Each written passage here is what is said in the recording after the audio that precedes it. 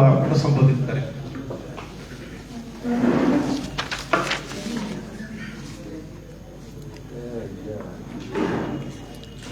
सबसे पहले आज इस प्रेस वार्ता में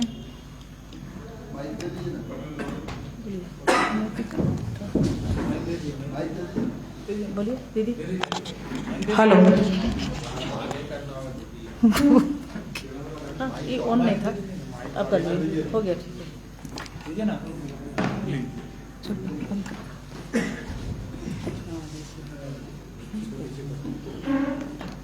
सबसे पहले आज के इस प्रेस वार्ता में मेरे साथ प्रदेश की उपाध्यक्ष और निरसा से विधायक बहन अपर्णा जी,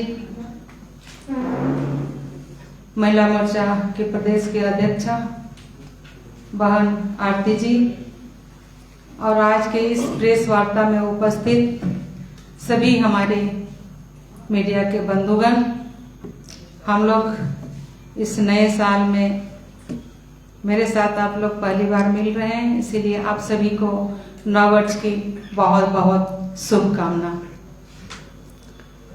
जैसे कि आए दिन हम सभी लोग देख रहे हैं कि सरकार अपने इन 4 सालों का कार्यकाल पूरा कर लिया है और अपने तरीके से जनता के बीच में जिस तरह से आंख में धूल झोंक कर सत्ता में आने का उन्होंने काम किया था, अभी फिर से वही काम उन्होंने शुरू किया है कि सरजमीन पर आप देखेंगे तो उनका काम कुछ दिखता नहीं है, लेकिन खाता बही में आप देखेंगे तो वो अपना काम गिनाने जरूर लग जाते हैं। हम अगर पिछले सरकार की थोड़ा सा याद दिलाएं, चूंकि आज हम लोग समाज कल्याण से संबंधित या महिलाओं से संबंधित विषय आपके सामने हम लोग बात कर रहे हैं, तो उसी को फोकस करने का हम लोग कोशिश करेंगे।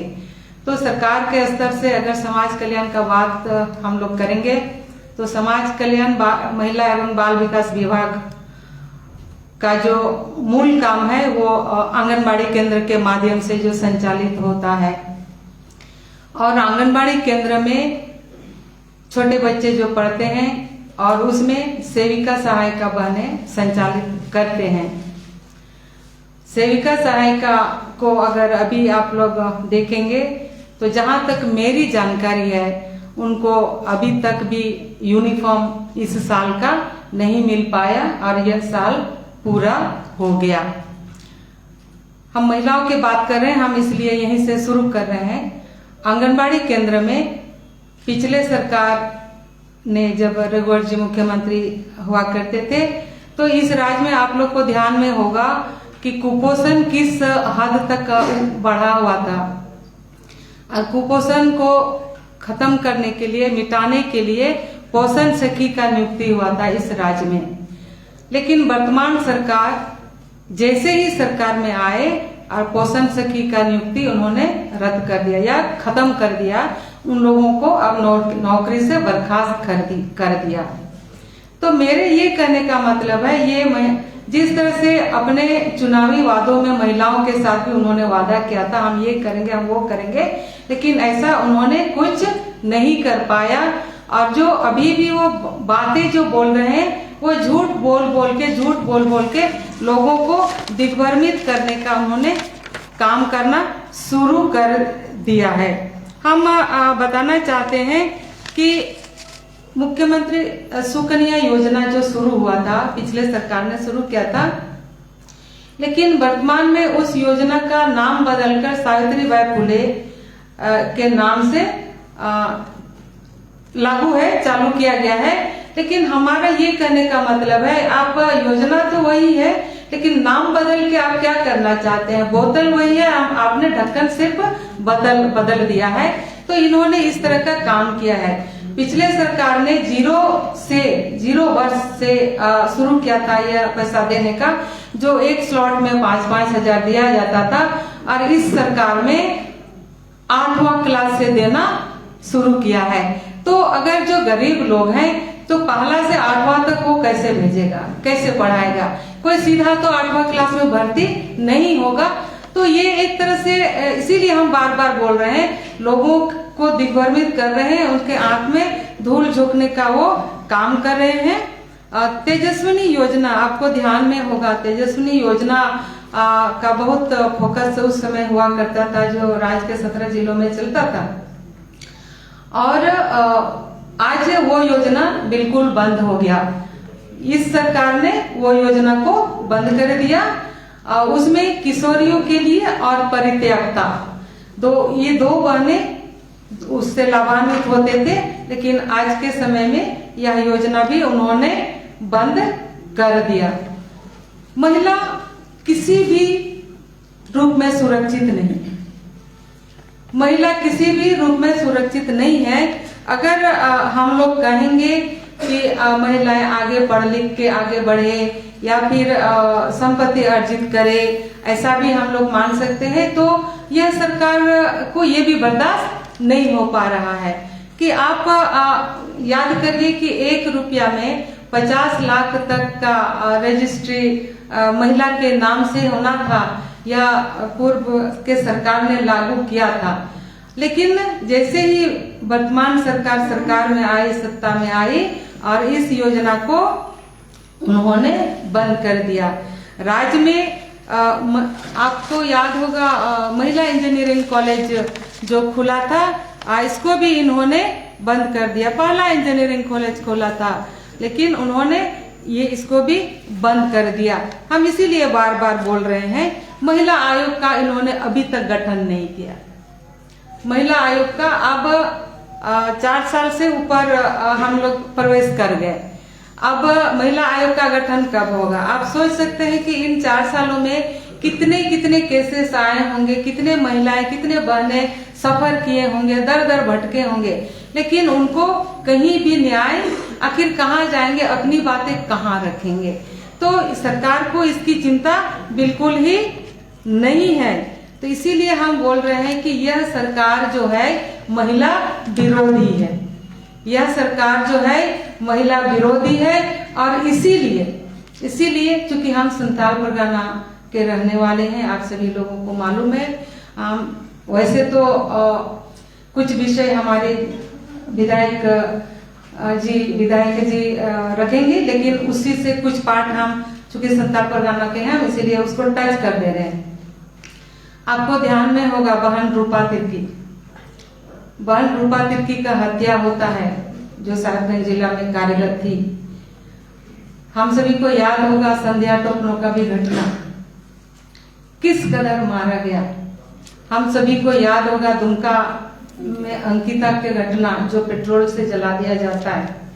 हम सभी को याद होगा दुमका की एक और आदिवासी बहन थी, जिनको जो प्रेग्नेंट थी, और उनका हत्या करके उनको फांसी पर लटका दिया जाता है।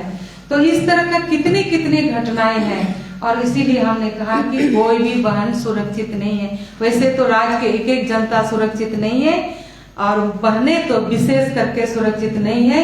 तो हम इसीलिए करार दे रहे हैं, ये कर सकते हैं, लोगों के आंखों में धूल झोंक सकते हैं, और यह सरकार नौकरी छीनने वाली सरकार है, यह सरकार महिला विरोधी सरकार है। इन्हीं शब्दों के साथ अपने वाणी को विराम देते हैं। बहुत बहुत धन्यवाद। आगे हमारे अपर्णा जी बात रखेंगे। अभी हमारे पूर्व मंत्री लुइस मरांडी जी ने विस्तार से आपके समक्ष सारी बात को रखे। बस हमको और कुछ नहीं, कुछ 2-4 बिंदु ही कहना है। जैसे 2019 में जब ये गठबंधन की सरकार, मतलब ठगबंधन की ये सरकार, ये जेएमएम, कांग्रेस और आरजेडी की ये सरकार 2019 में घोषणा पत्र में इन्होंने बहुत सपना इस राज्य की जनता को दिखाए थे कि जब हम सरकार में आएंगे तो महिलाओं को हम सुरक्षा देंगे। सुरक्षा कहाँ मिल रहा है वो तो हमारे पूर्व मंत्री जी बताएं। आज इस राज्य की जो बच्चियां हैं या महिलाएं हैं, अगर बच्चियां घर से स्कूल कॉलेज जाती हैं तो जब तक घर नहीं लौटती है तब तक पेरेंट्स लोग का चिंता रहता है कि हमारी बच्ची सही सुरक्षित घर लौटेगी क्या नहीं। ये बहुत बड़ा बात है। और सही में 6 साल से लेकर 60 साल की महिलाओं के साथ किस तरह से बलात्कार की घटना घट रहा है, किस तरह से हत्या हो रही है, ये तो इस राज्य की जनता देख रही है कि हम महिलाओं का सुरक्षा कहीं से नहीं है। चुनाव के समय बहुत वादा किए थे कि महिला सुरक्षा को देखते हुए कि जब हम सरकार में आएंगे तो महिलाओं के सुरक्षा को देखते हुए हमें महिलाओं का बैंक का स्थापना करेंगे। हमें महिलाओं के लिए थाना, इन्होंने खुद वादा किए थे 3 लाख आबादी में हमें महिलाओं का थाना का मतलब हम स्थापना करेंगे। और हम लोग महिला जनप्रतिनिधि होने के नाते बराबर विधानसभा में क्वेश्चन करते हैं कि 3 लाख आबादी का जो आपने घोषणा किए थे 2019 में वो कहाँ गया। इस पर हम लोग को बोलने नहीं दिया जाता है विधानसभा में। साथ ही ये महिला विरोधी सरकार है। ये महिला विरोधी सरकार है। हर साल डायन के शक में महिलाओं की किस तरह से हत्या किया जा रहा है। आए दिन अखबार आप लोग के माध्यम से जनता हम लोग देख रहे हैं। महिलाओं का जो खिलाफ अपराध रोकने में सरकार पुलिस पूरी तरह नाकाम साबित हो रही है। किसी तरह से ये सरकार महिलाओं का सुरक्षा हो, सम्मान हो नहीं मिल रहा है। आप लोग देखते हैं शिक्षा के विषय में कस्तूरबा विद्यालय में बच्चियों का कोई सुरक्षा नहीं है। आए दिन कस्तूरबा विद्यालय में देखते हैं कि बच्चियां किसी तरह से गार्ड का व्यवस्था नहीं है। हम अपना विधानसभा में ही बोल रहे हैं निरसा में, वहां से कुछ दिन पहले बच्चियां अचानक गेट से बाहर चल जा रही हैं, कोई सुरक्षा नहीं है। फिर पता चल रहा कि वो अपना घर चल गई है। तो किस तरह से अपना घर वो चली गई, कोई सुरक्षा की व्यवस्था नहीं है, पौष्टिक आहार नहीं है। तो ये मिला जुला के ये जन विरोधी सरकार, जन विरोधी में सब आता है, लेकिन विशेष करके ये महिला विरोधी सरकार है। महिलाओं किसी तरह से सुरक्षित नहीं है। ये गरीब महिलाओं को 2000 रुपये प्रतिमाह चूल्हा खर्च का घोषणा किए थे। हम चूल्हा खर्च देंगे, कहीं से कोई साबित नहीं हुआ।